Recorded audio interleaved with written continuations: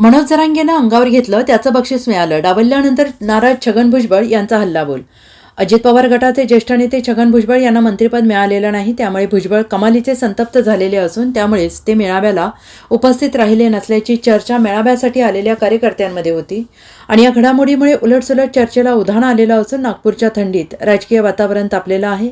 त्यानंतर आज छगन भुजबळ यांनी थेट हल्लाबोल केला आहे. मनोज जरांगे यांना अंगावर घेतलं त्याचं बक्षीस मिळालं अशी प्रतिक्रिया, संतप्त प्रतिक्रिया छगन भुजबळ यांनी दिली. तसेच मंत्रिपद किती वेळा आलं आणि किती वेळा गेलं तरी छगन भुजबळ संपलेला नाही असंही छगन भुजबळ म्हणाले आहेत. तसेच मी सामान्य कार्यकर्ता आहे, मला डावललं काय आणि फेकलं काय फरक पडतो, मंत्रिपदं आली गेली, भुजबळ कधी संपला नाही असंही ते म्हणाले.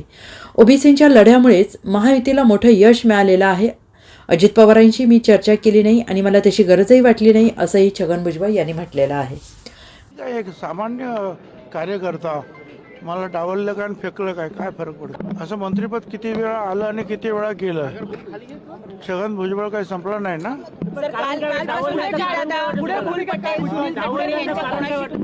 आता ज्यांनी डावललं त्यांना विचारायला पाहिजे ना. जरांगे पाटलांना तुम्ही अंगावरती घेतलं संपूर्ण अशा परिस्थितीमध्ये, परंतु तुम्हाला मंत्रिपदापासून हुलकावणी दिलेली आहे, त्याचं बक्षीस मिळालं ना. Bureau report, SBN Marathi, Nagpur.